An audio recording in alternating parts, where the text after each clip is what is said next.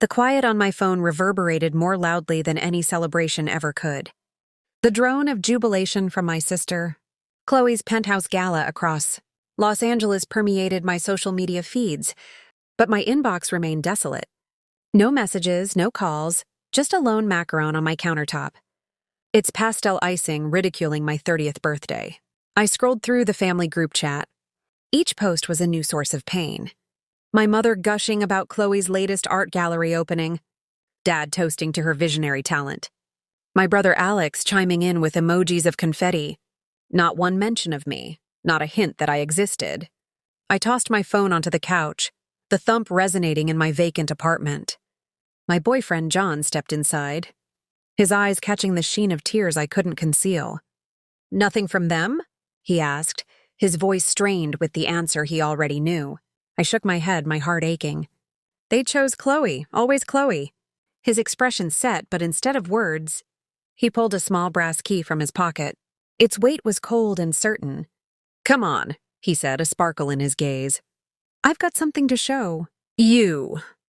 We drove through the city's throbbing heart, past glowing bars and quiet townhouses, until we stopped at a chic contemporary loft with floor-to-ceiling windows and a rooftop terrace glowing beneath. The night sky, my breath caught in my throat. "John, what is this?" He pressed the key into my palm, his voice soft but intense. "Happy birthday, Emily, this is ours. A place where you're not a secondary concern. A dwelling that reflects your true self." Tears welled up as I unlocked the door, stepping into a space of uncovered brickwork and welcoming hardwood. The air was pulsing with promise. John filmed it. My tremulous chuckle, the way my fingers brushed the countertops. The moment I realized I wasn't invisible, he posted it online with the caption, "Her New Dawn." The video went viral, but so did the repercussions. My phone lit up with family animosity. Chloe's text arrived first. "A secret loft. You couldn't tell us." Mom's message followed. "Emily, this is Lo. Surprising us with this. Dad, Chloe's night was monumental and you had to steal her. Thunder?" Alex chimed in with, "No way you afforded this. Who's covering the cost?" Their words were projectiles, but instead of breaking, I felt a flame ignite. John rested against the loft's kitchen island, his voice unwavering. "Don't let them steal this. Emily, this is your triumph." Mom's call came next, her tone piercing. "Emily, you humiliated us. Chloe's gallery opening had critics and investors, and your ploy upstaged it." I clenched the phone, my voice low. "Ploy? It was my birthday. You all ignored me for Chloe's spotlight.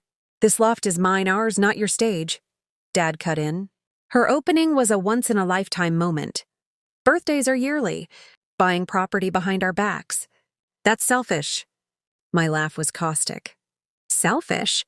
You've marginalized me my whole life. I don't need your permission to live." I terminated the call, my heart thrumming with rebellion. Chloe posted a stunning photograph from her gallery with the caption, "Some seek attention. I create art." Her followers devoured it, some mocking my sudden display of wealth. But John's video also garnered attention. Friends commenting, "This is love. She deserves this glow." The contrast was unfiltered, her perfect facade versus my genuine reality.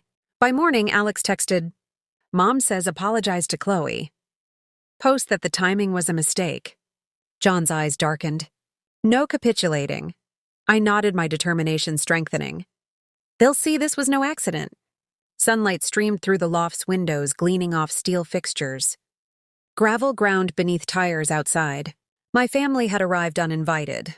Mom marched in her designer handbag, swaying, eyes frigid. Dad followed, his bearing entirely formal. Chloe glided in her meticulously chosen ensemble, grinning. Alex stood back, scrolling, partially present. "Lovely dwelling," Mom said, her tone laced with condescension. Chloe sneered. "Trendy but exaggerated online." John stayed quiet, his presence my foundation. I stood tall. "This is my home. You're here unsolicited, so hear me. I don't owe you explanations or apologies." Dad's voice was ice. "Families talk before big moves. You caught us off guard and humiliated Chloe at her peak." Chloe stepped closer. "My night was a moment for art history. Your post made it a spectacle." Fury surged. "A spectacle?" You stole my birthday for your vanity. You ignored me, and now my happiness intimidates you. Chloe shook her head dismissively. You've always been envious of me. This is just petty retaliation. I stepped closer. Envy? I desired your spotlight once. Now I see you overshadowed me to stand out. That's your flaw, not mine. Mom's eyes hardened. Emily, we want your best, but you've made us look cruel. John spoke, his voice like steel. Because you were. You left her alone on her birthday, then demanded she bow. Dad bristled. Keep out of this family affair. John didn't waver. Emily is my family. She doesn't need your control. Chloe jeered. Confess it. This is John's acquisition. You're not this successful. I held her gaze. Wrong, we built this. My hard work, my savings. You've sailed through life. I've struggled. I erased their venomous messages. This is your truth. I'm done with your bullying. John played the video on the loft speakers. My unfiltered joy, the key turning my rediscovered self-worth. They shifted exposed. Chloe looked away. Mom's hands twitched. Dad's jaw locked. I was unmoved. Silence gripped the room. Chloe muttered, So you're done with us? No, I said steadily. I'm done pursuing your affection. I'm enough. Dad adjusted his glasses. You'll regret this. I smiled, unshaken. Regret was begging for your crumbs. Now I'm free. John opened the door. Respect her or leave. They exited. Chloe's glare weak, Dad's whisper empty. Mom's shoulders slumped. The door shut, locking in peace. That night, we reclined on the terrace, planning our future amid city lights. A final message from Chloe. So we're cut off, I typed back. Not if you bring respect. Otherwise, I'm done waiting.